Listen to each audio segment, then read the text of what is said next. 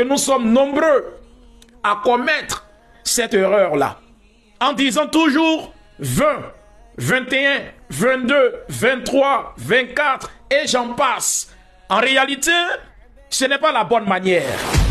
Merci le grand Inous pour ton commentaire. Ça paraît simple, mais crois-moi, c'est profond. Et méditation faite de ton commentaire, je réalise que tu en sais plus.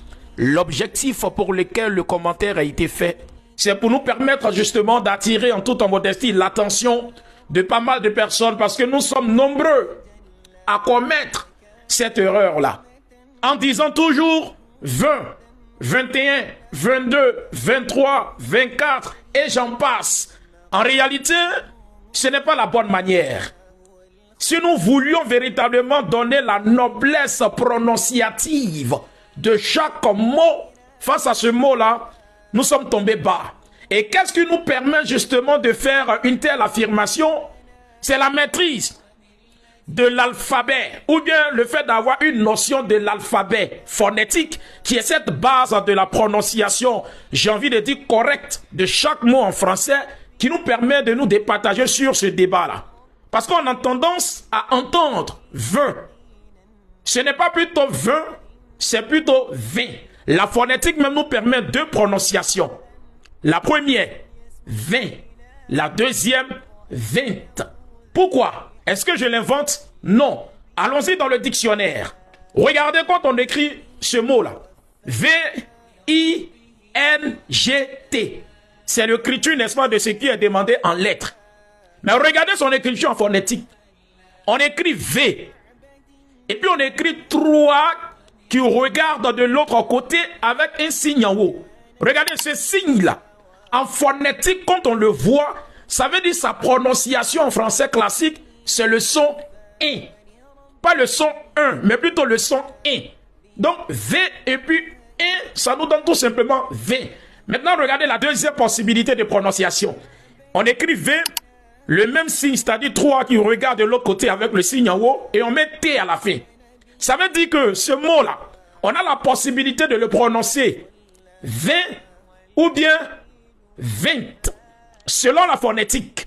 Cela dit, tous les mots en français classique qui bénéficient du son « in », vous allez voir que quand on va écrire dans le dictionnaire, la phonétique va nous proposer le même signe, puisque la phonétique s'intéresse au son. Exemple, le P. P-A-I-N. Vous voyez qu'ici, c'est le A-I-N qui donne le son « in ». Mais l'écriture en phonétique, on écrit le même signe. Cela va de même pour E-I-N. E-I-N, c'est « in ». A-I-M, c'est aussi « in ».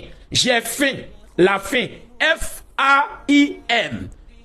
Le son A-I-M-I là, lorsqu'on écrit en phonétique, après avoir donné le signe, n'est-ce pas, de F, on va t'écrire ça, pour te montrer que c'est le son I.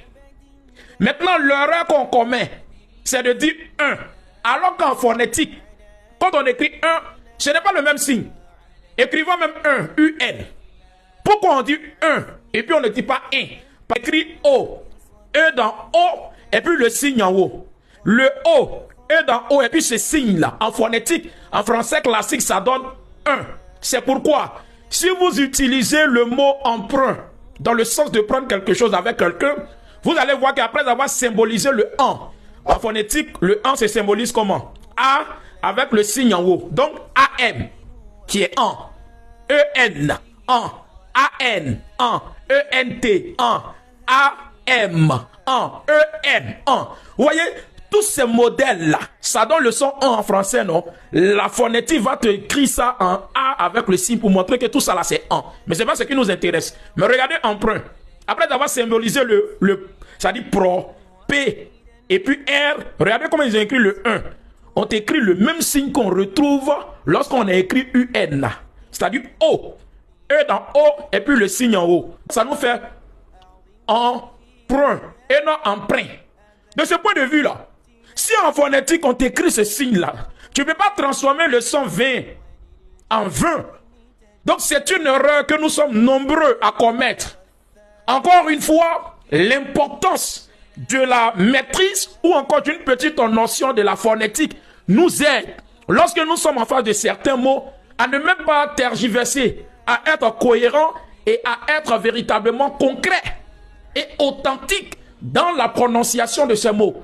Mais malheureusement, quand on essaie d'en faire usage, certaines personnes qui n'ont pas peut-être cette information vont même, n'est-ce pas, à toi-même te traiter d'être une personne qui soit dans le faux.